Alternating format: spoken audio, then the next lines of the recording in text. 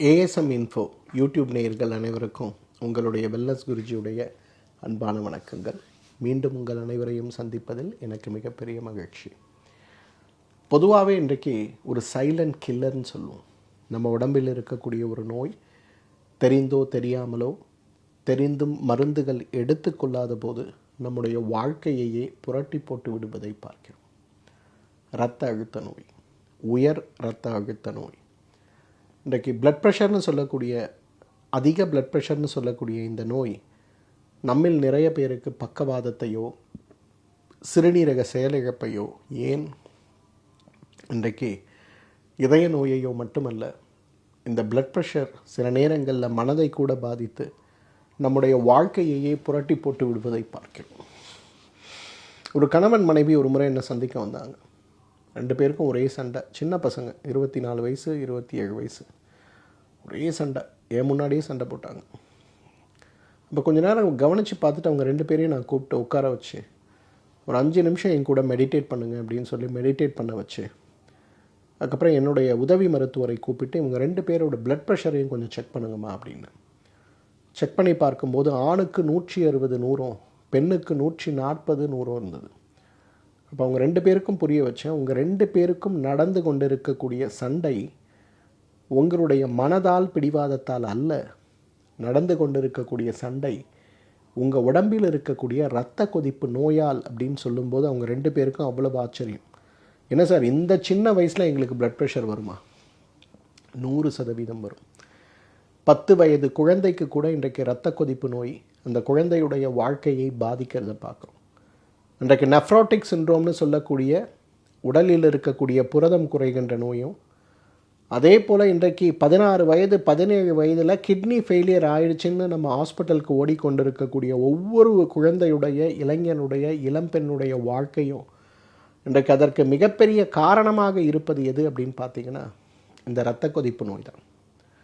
இரத்த கொதிப்பு நோய்கள் ஏற்படுவதற்கு அதீதமான நிறைய காரணங்கள் இருந்தாலும் கூட இரத்த கொதிப்பு நோயை கட்டுப்படுத்த முடியும், சில வகையான இரத்த கொதிப்பு நோயை குணப்படுத்த முடியும் அப்படிங்கிற உண்மை புரியாத ஒரு சமூகமாகத்தான் நம்ம இருக்கோம். சுஷ்ருதர் அப்படின்னு சொல்லக்கூடிய ஆச்சாரியர், அவர் தான் இன்றைக்கு மாடர்ன் மெடிசனுடைய சர்ஜரியுடைய தந்தை அப்படின்னு சொல்லுவாங்க. எல்லா சர்ஜரி மாடர்ன் மெடிசனில் இருக்குது, ரொம்ப பெரிய விஷயம், நல்ல விஷயம்னு சொல்கிறோம்ல. நீங்கள்லாம் போய் கூகுளில் சர்ச் பண்ணுங்கள். அந்த மாடர்ன் மெடிசன் துறையில் அறுவை சிகிச்சை அப்படிங்கிற விஷயம் யார் சொல்லி கொடுத்தது முதல்லன்னு போய் சர்ச் பண்ணி பாருங்கள். ஆச்சாரியர் சுஷ்ருதர்னு சொல்லக்கூடிய அவருடைய பெயர் இருக்கக்கூடிய ஆயுர்வேத மருத்துவருடைய பெயர் தான் இருக்கும்.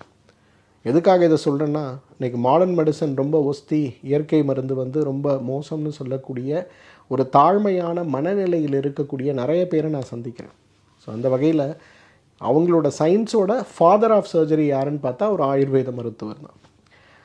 அவருடைய குறிப்புகளில், அவர் எப்போ வாழ்ந்தார், எந்த யுகத்தில் வாழ்ந்தார் தெரியல, அவரோட குறிப்புகளில் ரொம்ப அழகாக சொல்கிறாரு, இரத்த அழுத்த நோயை இந்த உலகத்துக்கு முதல்ல சொல்லி கொடுத்த ஆச்சாரியர் யாருன்னா சுஷ்ருதர் தான். எப்படி இரத்த அழுத்தம் வருது, இரத்த தமனிகளில் ஏற்படுகின்ற அந்த அழுத்தங்கள் எவ்வாறு வெடித்து மூளையில் பக்கவாத நோயை உருவாக்குகிறது, பக்கவாத நோய் உங்களுக்கு உருவாகும் போது அந்த நோய் உருவாக்குகின்ற காரணமாக இருக்கக்கூடிய இரத்த அழுத்தத்தையும் பக்கவாதத்தால் ஏற்படுகின்ற இரத்த கசிவுகளையும் மூளையில் அறுவை சிகிச்சை செய்து எவ்வாறு குணமாக்க வேண்டும்ங்கிற விஷயத்தை இந்த உலகத்துக்கு சொல்லிக் கொடுத்த முதல் அறிஞர் யாருன்னா சுஷ்ருதர் தான். எதுக்காக இதை சொல்கிறேன்னா, இன்றைக்கி தானே உங்களுக்கு ஸ்ட்ரோக் வருது, உடனே போகிறோம், இரத்த கசிவு, பிரெயினில் கிளாட் இருக்குது, சர்ஜரி பண்ணணும்னு சொல்கிறாங்க. இதை பல 1000 வருடங்களுக்கு முன்பே சாதித்து காட்டிய ஒரு ஆச்சாரியர் தான் சுஷ்ருதர். அவர் அழகான ஒரு மருந்தை பற்றி நமக்கு சொல்கிறார். 7 நாட்களில் இரத்த கொதிப்பு நோயை கட்டுப்படுத்த, ஆரம்ப நிலை இரத்த கொதிப்பு நோயாக இருந்தால் குணப்படுத்த, நீண்ட கால இரத்த கொதிப்பு நோயாக இருந்தாலும் மற்ற சிகிச்சைகளில் நீங்கள் இருந்தாலும் அந்த இரத்த கொதிப்பு நோய் உங்களுக்கு சிறுநீரக செயலிழப்பையோ அல்லது உங்களுக்கு கிட்னி ஃபெயிலியரையோ அல்லது உங்களுக்கு பக்கவாதத்தையோ அல்லது இரத்த குழாய் அழுத்தத்தை உருவாக்கி எத்திரோஸ்க்ளிரோசிஸ்ன்னு சொல்லக்கூடிய இரத்த குழாய் சுருக்க அடைப்பு நோயை உருவாக்கி அதனால் இதய பாதிப்பு வராமல் இருப்பதற்கோ மிகப்பெரிய அளவில் உதவி செய்யக்கூடிய அருமருந்தாக இருக்கக்கூடிய ஒன்றை பற்றி தான் சொல்லியிருக்காரு. அதுதான் மருதம்பட்டை. மருதம்பட்டையை பற்றி எத்தனை ஆராய்ச்சிகள் தெரியுமா? இன்றைக்கு உலகத்திலேயே மிக அதிகமாக இதய நோய்க்காகவும் இரத்த கொதிப்புக்காகவும் புற்றுநோய்க்காகவும் அதீத ஆராய்ச்சிகளுக்கு உட்படுத்தப்பட்ட முதல் 100 மூலிகைகள் அப்படின்னு நீங்கள் பார்த்தீங்கன்னா அதில் மருதம்பட்டை இருக்கிறத நம்ம பார்க்க முடியும். மருதம்பட்டை அவ்வளவு சிறப்பானது. தமிழ் மருந்துன்னு சொல்கிறோம் இல்லையா, தமிழனால் உலகத்திற்கு கொடுக்கப்பட்ட கொடைகளில் மிகப்பெரிய கொடையாக இன்று நான் பார்க்கக்கூடிய மருந்தாக இருப்பது எதுனா மருதம்பட்டை தான். அந்த மருதம்பட்டை சூரணம் அப்படிங்கிறது விலை குறைவாக இருந்தாலும் கூட விலை உயர்வாக சாப்பிடுகின்ற மருந்துகளை விட வீரியமானதுங்கிறத நம்ம எல்லாரும் புரிஞ்சுக்கணும். இந்த மருதம்பட்டை 5 முக்கியமான பயன்களை நமக்கு கொடுக்குது. முதலாவது பயன் என்ன தெரியுமா? உடம்பில் இருக்கக்கூடிய பித்தம், வாதம், கபம் சொல்லக்கூடிய 3 தோஷங்களுடைய சீற்றத்தை குறைக்கிறது. இது என்ன சார், வாதம் பித்த கபம் தானே சொல்லுவாங்க, நீங்கள் பித்த வாதம் கபம்ங்கிறீங்களே அப்படின்னு யோசிப்போம். இந்த இரத்த கட்டிகள் உருவாவது அப்படிங்கிறது உடலில் இருக்கக்கூடிய சூடுத்தன்மை, அந்த இடத்தில் ஏற்படுகின்ற வறட்சி, அந்த இடத்தில் சேருகின்ற கழிவு, இது 3 சேர்ந்தால் தான் உங்களுக்கு இரத்த கட்டிகளே உருவாகும். அப்போ அந்த இரத்த கட்டிகள் உருவாவதற்கு அடிப்படையாக இருக்கக்கூடிய இந்த பித்தத்தையும் வாதத்தையும் கபத்தையும் குறைக்கக்கூடிய, உடம்பிலிருந்து கழிவாக வெளியேற்றி உடலை ஆரோக்கியப்படுத்தக்கூடிய மிகப்பெரிய ஆற்றல் இருக்கக்கூடிய ஒரு தடுப்பு மருந்து, சிறந்த காயகல்ப மருந்து எதுனா மருதம்பட்டை தான். அப்போ மருதம்பட்டையை நம்ம தொடர்ந்து பயன்படுத்திட்டு வரும்போது நீங்கள் சர்க்கரை நோய்க்காக, நீங்கள் இரத்த கொதிப்புக்காக, நீங்கள் கொழுப்புச்சத்து விகிதாச்சார மாறுபாடுகளுக்காக வழக்கமாக எடுத்துக்கொண்டிருக்கக்கூடிய எந்த மருந்தை நீங்கள் எடுத்துக்கொண்டிருந்தாலும் கூட ஒரு இணை மருந்தாக, துணை மருந்தாக மருதம்பட்டையை நீங்கள் எடுக்க ஆரம்பிக்கும் போது உங்களுடைய ஆரோக்கியம் மேம்படுவது மட்டுமல்ல, வழக்கமாக எடுத்துக்கொண்டிருக்கக்கூடிய மருந்துகளால் தடுக்க முடியாத பக்க விளைவுகளையும் தடுக்க முடியும். ஸோ இன்றைக்கு மருதம்பட்டை ஒரு சிறந்த மருந்து. எதற்கு? இரத்த ஓட்டத்தை சீராக்குவதற்கு, குறிப்பாக இரத்த கட்டிகளை உருவாக்கக்கூடிய பித்தம், வாதம், கபம்ங்கிற இந்த காம்பினேஷனை குறைக்கிறதுக்காக, தடுக்கிறதுக்காக.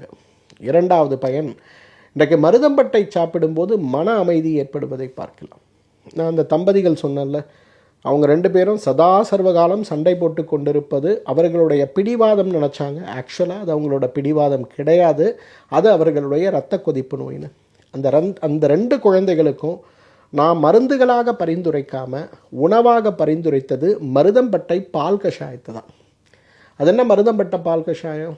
50 மில்லி பால் எடுங்க, 100 மில்லி தண்ணி சேருங்க, நல்லா கொதிக்கட்டும்.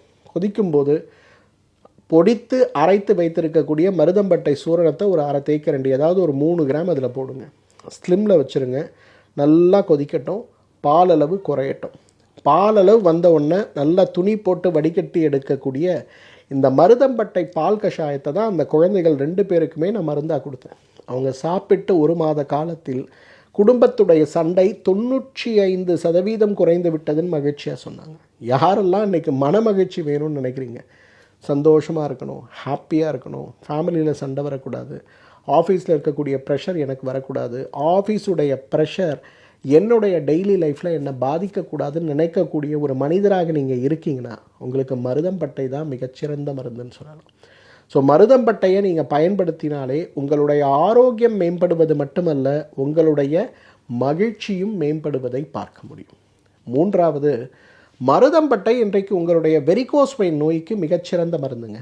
இன்றைக்கி யாரெல்லாம் வெரிகோஸ் வெயின் நோயோட போராடிட்டுருக்கீங்க, நின்று பார்க்கக்கூடிய வேலை, நீண்ட நேரம் நிற்கக்கூடிய வேலை, நீண்ட தூரம் நடக்கக்கூடிய வேலை, நீண்ட நேரம் அமர்ந்து பார்க்கக்கூடிய வேலை, உடற்பயிற்சியே செய்ய முடியாத அளவுக்கு பலவீனமடைந்திருக்கக்கூடிய ஒரு நிலை, படுத்த படுக்கையாக இருந்து கொண்டிருக்கிறோம், அது இரத்த குழாயை பாதித்து எனக்கு சிரமத்தை கொண்டு வந்து கொண்டிருக்கிறதுன்ற நிலையில் நீங்கள் இருக்கீங்கன்னா, நீங்கள் முதல்ல உங்கள் உணவில் சேர்க்கக்கூடிய ஒரு முக்கியமான விஷயம் எதுனா அந்த மருதம்பட்டை கஷாயம்தான்.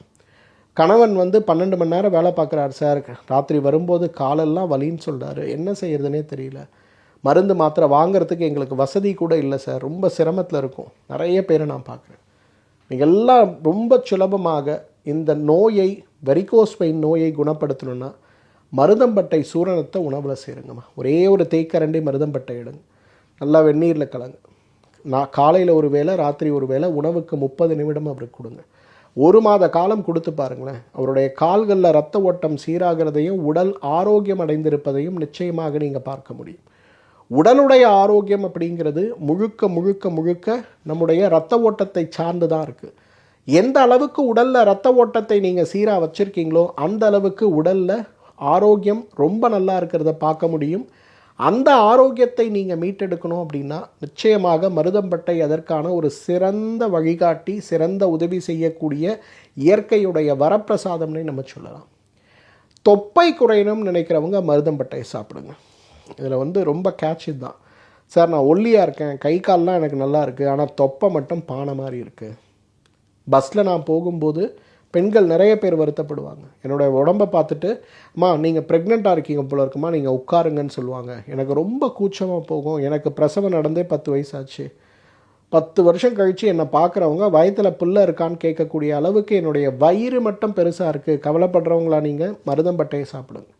ஒரு தேக்கரண்டி மருதம்பட்டை எடுத்து தண்ணியில் போட்டு கொதிக்க வச்சு வடிகட்டி கஷாயமாக டீ மாதிரி குடித்தாலும் பரவாயில்ல. அல்லது நான் சொன்ன மாதிரி மருதம்பட்டை பால் கஷாயமாக குடித்தாலும் பரவாயில்ல. காஃபி குடிக்கிற பழக்கம், டீ குடிக்கிற பழக்கம், உற்சாக பானங்கள் எடுக்கக்கூடிய பழக்கம் இல்லாதவங்க நம்ம யார் இருக்கும்?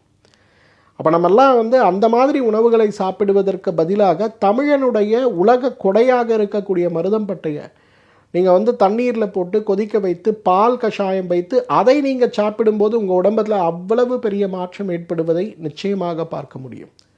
5வது, தூக்கமின்மை நோய்க்கு மருதம்பட்டை ஒரு மிகச்சிறந்த மருந்து. இன்றைக்கு நிறைய பேருக்கு இரத்த கொதிப்பு அதிகமாவதற்கான காரணமே மகிழ்ச்சியின்மை எவ்வளவு பெரிய காரணமாக இருக்கிறதோ அதே போல் தூக்கமின்மை மிகப்பெரிய காரணமாக இருக்கிறத பார்க்கணும். ஒரு 100 மில்லி பால், அதில் 200 மில்லி தண்ணீர் சேர்த்து ஒரு கரண்டி மருதம்பட்டையை இட்டு கொதிக்க வைத்து பாலளவு சுண்ட வைத்து வடிகட்டி எடுக்கக்கூடிய இந்த பால் கஷாயத்தை இரவு படுக்கும்போது ஒரு நேரம் சாப்பிட்டு படுங்க. 9:30 மணிக்கு கட்டிலுக்கு போகிறீங்கன்னா நீங்கள் ஒரு 7:30-8 மணிக்கு இந்த பாலை குடிச்சிட்டு படுங்க. இதை ஒரு 100 நாட்கள் தொடர்ந்து பண்ணுங்கள். உங்களோட ஸ்லீப் குவாலிட்டி இன்க்ரீஸ் ஆகிறத பார்க்க முடியும். உங்களுடைய குரட்டை சார்ந்த சிரமங்கள் அதிகமாகிறத பார்க்க முடியும். உங்களுடைய நுரையீரலுக்கும் உங்களுடைய இதயத்துக்கும் இருக்கக்கூடிய தொடர்பு விகிதங்கள் சீராகிறத பார்க்க முடியும். முயற்சி திருவனையாக்கும்னு சொல்லுவோம். இன்றைக்கு தெய்வத்தால் ஆகாதெனினும் முயற்சி தன் வருத்த கூலி தரும்னு சொல்லுவாங்க.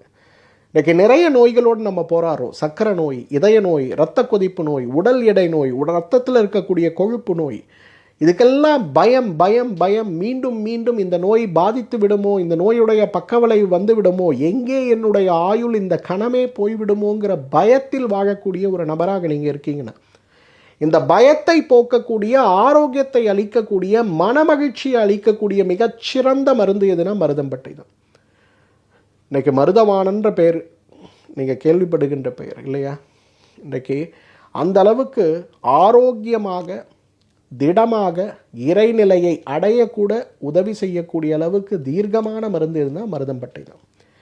அப்போ 50 மில்லி பால் எடுக்கணும், 100 மில்லி தண்ணீர் சேர்க்கணும், 3 கிராம் மருதம்பட்டை போடணும், கொதிக்க வைக்கணும். இதை 50 மில்லி பால் அளவுக்கு சுண்ட வைத்து வடிகட்டி எடுக்கக்கூடிய பால் கஷாயத்தில் காலை ஒரு வேளை, மாலை ஒரு வேளை உணவுக்கு முன்பு சாப்பிடுகின்ற ஒரு மாற்றத்தை நாம் செய்தாலே நம்முடைய ஆரோக்கியம் மேம்படுவதை பார்க்கலாம். உங்கள் அம்மா வீட்டில் டெய்லி பிபி மாத்திரை சாப்பிட்றாங்களா? உங்கள் அப்பாவுக்கு நீங்கள் டெய்லி பிபி மாத்திரை கொடுக்குறீங்களா? கூடவே இந்த மருதம்பட்டை பால் கஷாயத்தை கொடுங்க. நல்லா ஞாபகம் வச்சுங்க, மருதம்பட்டை ஒரு உணவு. அப்போ நான் இந்த மருந்து சாப்பிட்றேன், இதை சாப்பிட்லாமா சாப்பிடக்கூடாதாங்கிற குழப்பெல்லாம் உங்களுக்கு வேண்டாம். எல்லோரும் மருதம்பட்டையை பயன்படுத்தலாம்.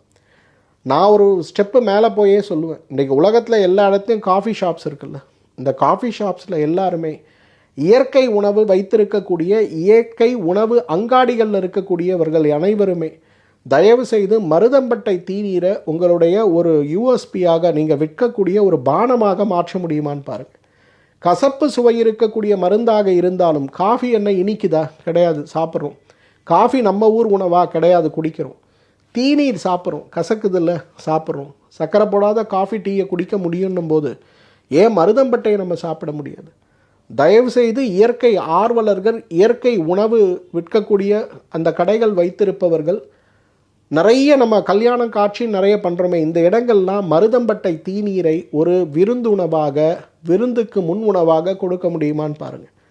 ஏன்னா இன்றைக்கு நம்முடைய கலாச்சாரத்தை காப்பாற்றுவது நம் அனைவரது கடமை. அதற்கு இறைவன் கொடுத்திருக்க கொடை தான் இந்த மருதம்பட்டை. இந்த மருதம்பட்டையை ஒரு மருந்தாக அல்ல, ஒரு உணவாக, தீநீராக சாப்பிடுகின்ற ஒரு கலாச்சாரமாக நாம் மாறும்போது நம்முடைய ஆரோக்கியம் மேம்படுவதை நிச்சயமாக நம்மால் பார்க்க முடியும். இந்த வீடியோவை உங்களுடைய நட்புகளோடு பகிருங்க, உங்களோட ஸ்டேட்டஸில் வைங்க. இந்த வீடியோவோட கமெண்ட் செக்ஷனில் உங்களுடைய கேள்விகளை தவறாமல் என்னிடத்தில் கேளுங்க. இந்த வீடியோவை வைரல் ஆக்க வேண்டியது உங்களுடைய கடமை அப்படிங்கிறத வேண்டி நான் கேட்டுக்கொள்கிறேன். மீண்டும் சந்திப்போம். நன்றி, வணக்கம்.